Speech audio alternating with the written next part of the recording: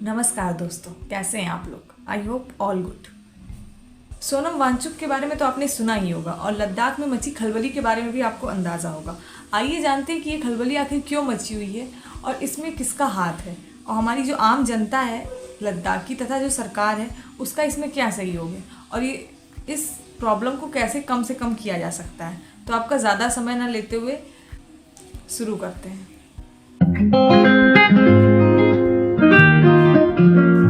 4 साल पहले की बात है, यानी 31 अक्टूबर 2019, जब लद्दाख को जम्मू कश्मीर से अलग करके एक नई यूनियन टेरिटरी का दर्जा दिया गया। सरकार के इस फैसले से जो लद्दाख की आम जनता थी वो बहुत ही ज़्यादा खुश हुई, क्योंकि वहाँ की जनता की यह डिमांड बहुत ही ज़्यादा दिनों से थी। फिर वहाँ की जनता को लगा कि जो हमारी अन्य डिमांड्स हैं उनको भी ये मोदी सरकार पूरा करेगी। इस वजह से वहाँ की जनता ने 2019 के लोकसभा इलेक्शन में लद्दाख की एकमात्र सीट पर बीजेपी लीडर जेटी नग्याल को भारी बहुमत से जीत दिलाई।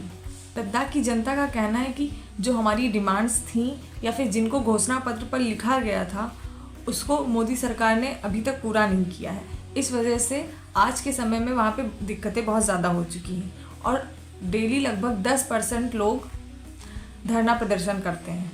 इन्हीं प्रदर्शनों के बीच लद्दाख के जाने माने शिक्षाविद एवं पर्यावरण कार्यकर्ता सोनम वांगचुक जी, जो दर्जनों लोगों के साथ -8 डिग्री सेल्सियस टेम्परेचर दिन में तथा -15 डिग्री सेल्सियस टेम्परेचर रात में, इस तरह की ठंडी में इतने सारे लोगों के साथ अनशन पर बैठे हुए हैं और उन्होंने अभी हाल ही में 21 दिन का अपना फास्ट रखा था, जो कि 6 मार्च से शुरू हुआ था और 26 मार्च तक चला था। इस तरह का फास्ट सबसे पहले गांधी जी ने रखा था, जो कि 21 दिन का सबसे लंबा फास्ट है, और ये दूसरी बार सोनम वांगचुक जी ने रखा है। उनका कहना है कि साल 2019 में जो लोकसभा चुनाव हुए थे तो जो घोषणा पत्र था उसमें मोदी सरकार ने पहले 3 बिंदुओं में एक बिंदु ये रखा था कि लद्दाख को 6 शेड्यूल में शामिल किया जाएगा, उसको 6 शेड्यूल में संरक्षित किया जाएगा। 6 शेड्यूल से ये मतलब है कि जो 6 शेड्यूल होता है वहाँ पे जो ट्राइबल एरियाज़ होते हैं उनको अलग से संरक्षण दिया जाता है, उनके लिए अलग से नियम बनाए जाते हैं जिससे कि वहाँ का जो इन्वायरमेंट है उसको संरक्षित किया जा सके और वहाँ के लोगों को अलग फैसिलिटीज़ दी जाती हैं उस इन्वायरमेंट के अकॉर्डिंग। तो वहाँ लद्दाख की जनता की ये मांग बहुत दिन से थी कि 6 शेड्यूल में लद्दाख को संरक्षित किया जाए। इस वजह से इस घोषणा पत्र को देखते हुए लद्दाख की जनता ने भारी बहुमत से अपनी एक लोकसभा सीट पर बीजेपी पार्टी के लीडर को जीत दिलाई।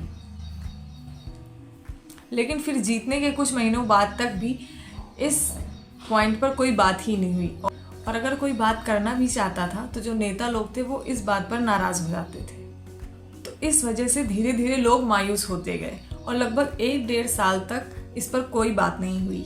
फिर धीरे धीरे लोग इतने मायूस हो गए कि अगस्त 2020 आते आते जो हिल काउंसिल का वहाँ का खुद का स्थानीय चुनाव था उसको उन लोगों ने बहिष्कार करने का निर्णय लिया। यह खबर दिल्ली गृह मंत्रालय पहुँची। फिर वहाँ के लोगों ने स्थानीय नेताओं को बुलाया इस विषय पर मीटिंग करने के लिए और फिर जब यहाँ स्थानीय नेता दिल्ली मीटिंग करने गए तो उन लोगों से कहा गया कि ये जो आपका मसला है उसको हम सुलझा देंगे। इसी विश्वास पर आकर के फिर यहाँ के सभी नेताओं ने मिल करके फिर जब चुनाव हुआ, स्थानीय चुनाव हुआ और फिर यहाँ की जनता ने फिर से एक बार विश्वास किया और फिर भारी बहुमत से फिर से मोदी सरकार के ही किसी मेंबर को स्थानीय चुनाव में भी जिताया।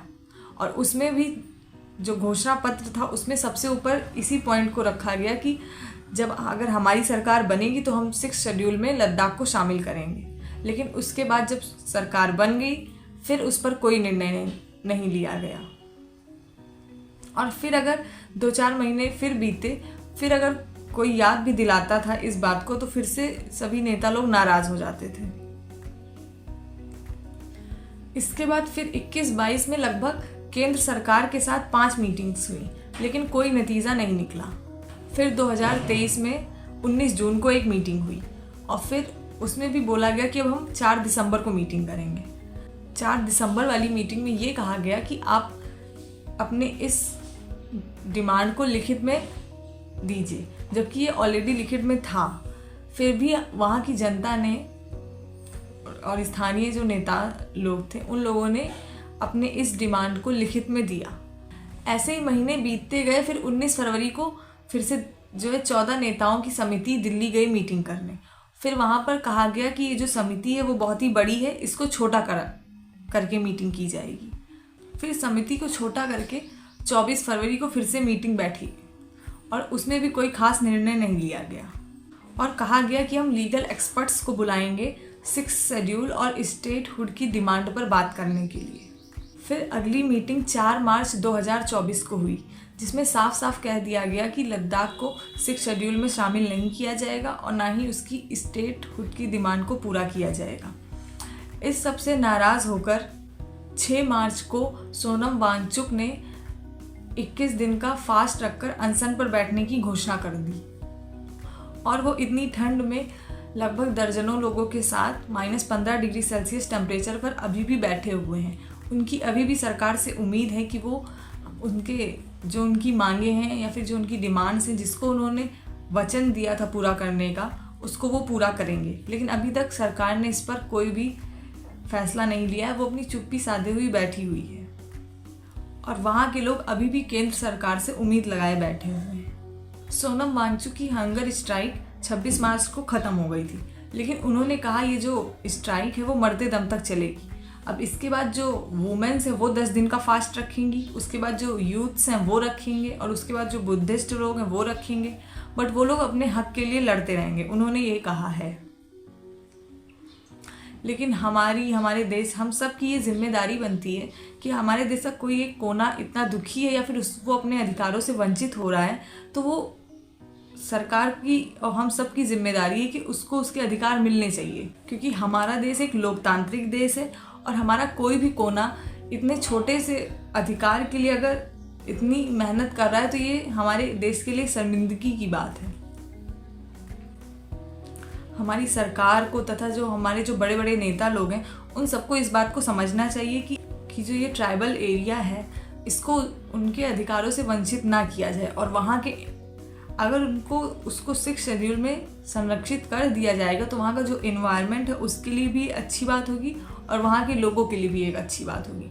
और हर किसी भी जगह का जो लोकतंत्र है वो वहाँ के लोगों से ही होता है, तो उनकी ये जो मांग है कि वहाँ खुद की उन लोगों के द्वारा चुने गए लोगों से वहाँ पे सरकार बनाई जाए तो वो भी कोई गलत नहीं है।